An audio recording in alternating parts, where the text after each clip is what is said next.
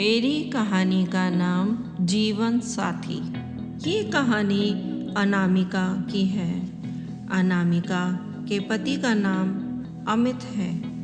अनामिका की कहानी मैं अपने शब्दों में सुनाने जा रही हूँ। सच में कहा है, जिंदगी में एक ऐसे इंसान को जरूर रखें जिसे दिल का हाल बताने के लिए शब्दों की ज़रूरत ना पड़े।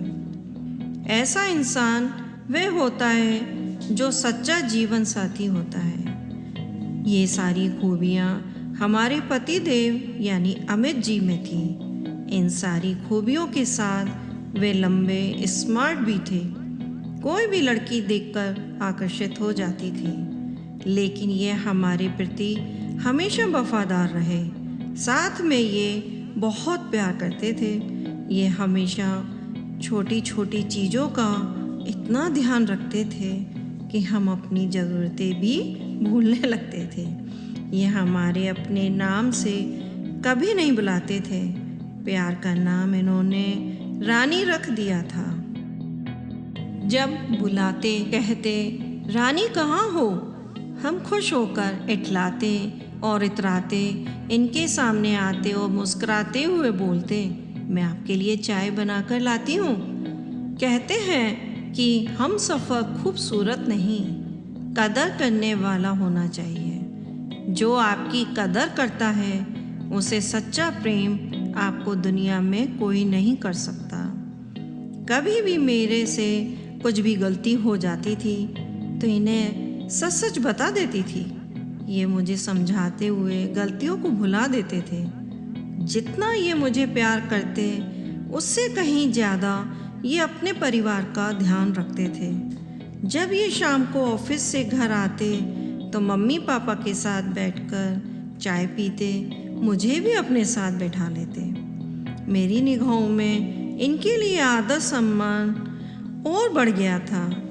जब जुलाई का महीना चल रहा था, रिमझिम बारिश हो रही थी, तभी ये ऑफिस से आए और फ्रेश होकर बोले, रानी जरा शानदार पकौड़ी और चाय बना कर लाओ, सब साथ बैठकर पियेंगे। मैं बोली, पकौड़ी बनाती हूँ, आप चाय बनाइए। तभी ये बोले, चलो मैडम, तुम भी क्या याद रखोगी, चाय हम बनाते हैं। ये सुनकर इनकी मम्मी थोड़ा नाराज़ हुई।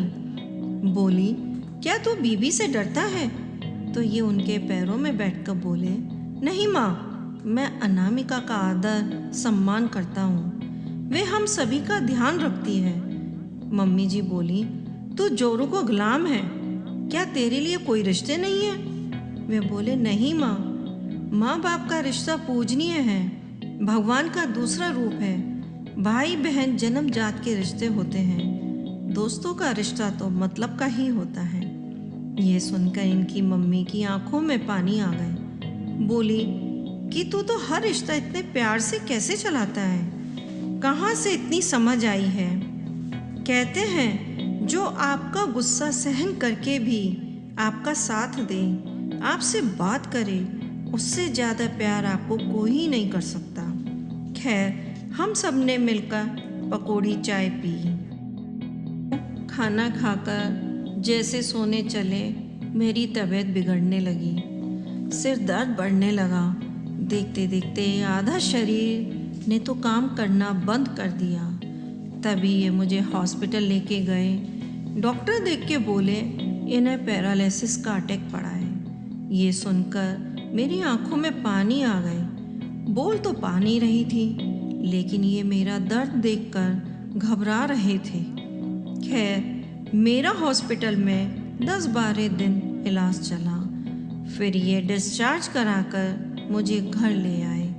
घर आकर इन्होंने मेरी इतनी केयर करनी शुरू कर दी कि मुझे अपनी बीमारी का एहसास नहीं हुआ। वक्त पे खाना, टाइम से दवाई देना और एक नर्स भी रख दी थी। जब अमित अकेले बैठते थे तो ऐसा लगता था जैसे उनकी सारी दुनिया उजड़ गई, लेकिन मेरे सामने हंसते बोलते रहते थे।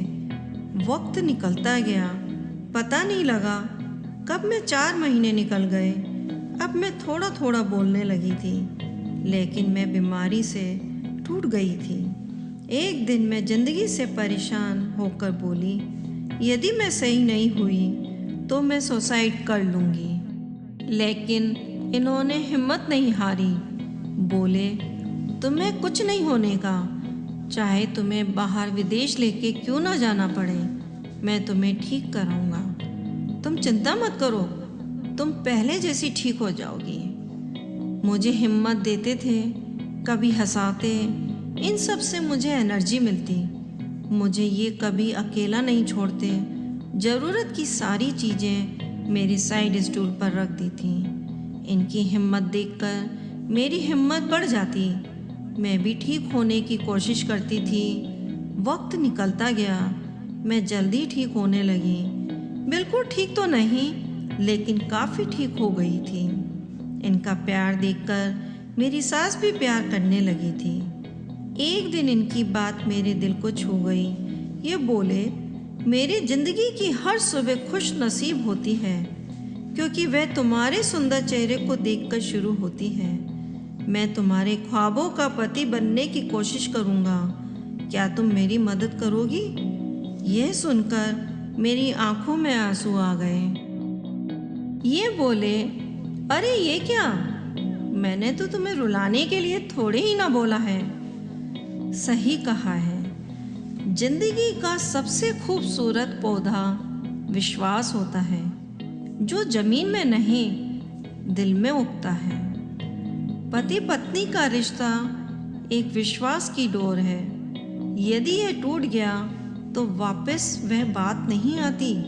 इस रिश्ते में एक दूसरे को आपस में समाना होता है, तो ये प्यार की डोर और मजबूत हो जाती है।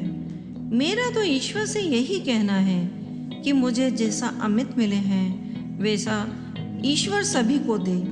मेरा तो आपसे सभी से यही कहना है, इस रिश्ते को प्यार से संजो कर चलाइए। कभी भी गुस्सा नहीं करना चाहिए। गुस्सा ही दोनों को अलग और प्यार दोनों को एक ही कर देता है। आप सभी ये कहानी सुनकर सब्सक्राइब, लाइक और शेयर करना ना भूलें।